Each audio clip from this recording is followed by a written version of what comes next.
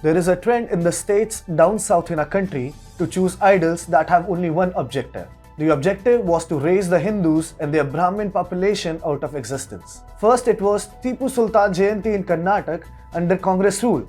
Now it is the MK Stalin government that has gone a step further and announced that Periyar E.V Ramasamy, one of the founding fathers of the abhorrent Dravidian philosophy, and his birth anniversary will be celebrated as Social Justice Day.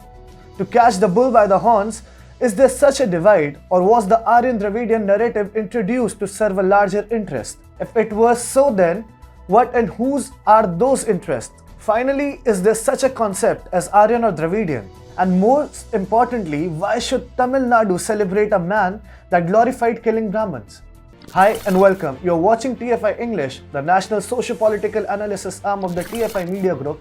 I'm your host Tribhuvan, and in this video I will tell you why Tamil Nadu has decided to celebrate Social Justice Day and how Periyar preached anti-Hindu and anti-Brahmin ideologies in the south. Let's begin. The MK Stalin government in Tamil Nadu has decided to celebrate the birth anniversary of anti-Hindu bigot and Dravidar Kazhagam founder Periyar E.V Ramasamy as Social Justice Day.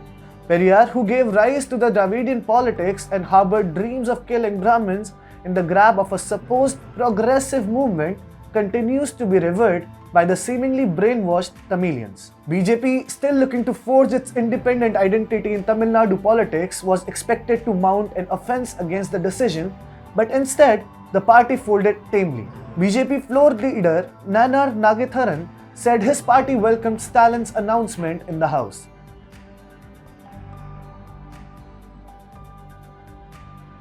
According to Marxist and liberal historians, Periyar was a social activist who wanted to dissolve India of the tyrannies of Brahminism, caste prevalence, and women oppression. While the idea looks perfectly utopian on paper, the reality was far from it. Periyar's stance had not been to rectify the caste system or to abolish it. His vendetta had been against Brahmins as a community. Simply put, Periyar was a vile, miserable, indignant, racist slob who wanted to see the decimation of Hindus. Periyar, at the peak of his racist movement, kept making it clear that Brahmins are irredeemable due to their virtue of being born a Brahmin. For instance, in an interview, it was asked, "Do you mean to say that Brahmins, by the very fact that they were Brahmins, can never have honest intentions?" Periyar responded, "I do. They can never have honest intentions." On one occasion, he stated, to destroy caste discrimination, burn the pictures of Nehru and Gandhi and also the Constitution of India. If all these methods fail to give us results, then we should start beating and killing the Brahmins. We should start burning their houses.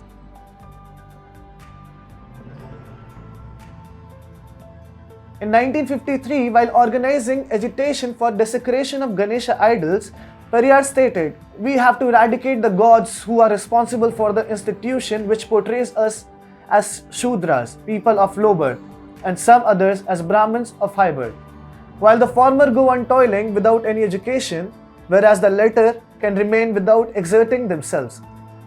We have to break the idols of these gods. I start with Ganesha because it is he who is worshipped before undertaking any task." Periyar has spread numerous canards about the Ramayana. All his lies were directed towards slandering the Maryada Purushottam. His lies ranged from accusing Sri Ram of being casteist to claiming that he killed and mutilated women.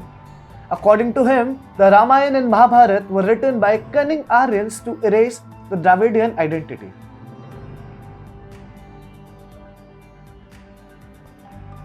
In a piece of Viduthala, DK's official newspaper, he makes a high misogynist assertion. Had the British continued for another 10 years, more than half of the Brahmin women would have been ours and Tamils would have been their husbands, and the dominating caste would have been destroyed by more than half. Only after Brahmin women had started chasing our boys did the Brahmin men become very angry with the British.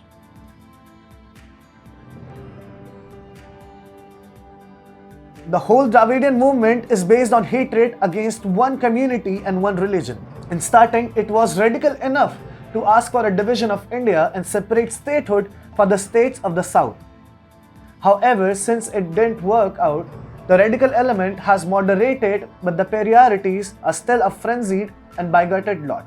As reported by TFI, with the unprecedented rise of Christian missionaries and Islam in Tamil Nadu, one finds its root in the Dravidian movement. The Dravidian ideology in its essence is a design manifested by the church in close coordination with Periyar to systematically destroy Hinduism. The origins of this divide lie in the failure of the Christian church to introduce Christianity in massive swaths as it imagined it should have in India under 250 to 300 years of Christian British rule.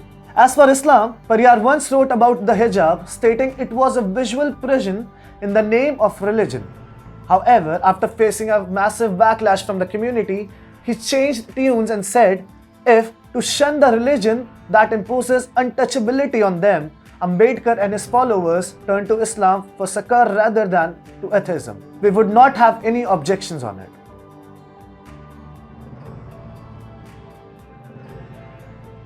Reported extensively by TFI, Stalin's DMK has been infamous for its anti-Hindu and anti-Brahmin bigotry in the garb of Dravidian ideology. The anti-Hindu stance is amply clear from the statements of late DMK President M. Karunanidhi, who said, Lord Rama is a drunkard. The late DMK patriarch had also remarked that the term Hindu means thief. He stated, who is a Hindu? You must ask Periyar E.V. A good man would say the word Hindu means a thief. We know today that the Aryan invasion theory is bust and was a creation of the West to divide India, furthered by people like Periyar. But it is interesting to note that the other southern states of Andhra, Telangana, Karnataka and Kerala do not identify themselves as Dravidian as much as the state of Tamil Nadu. Andhrites and Kannadigas identify themselves as Aryans rather than Dravidians, and Keralites identify themselves as descendant of the Aryan Asura King Bali Chakravarti, grandson of Prahlad, in whose honor the festival of Onam is celebrated. The presence of temples and Hindu customs is thus an impediment in the quest of imposing Christianity and the racist divide of the abhorrent Dravidian philosophy. There is a reason why temples are looked down upon by the DMK government and razed whenever the administration gets the chance. There is a reason why temples have been in the clutches of the government that has seemingly leashed them out to be marauded by Christian missionaries.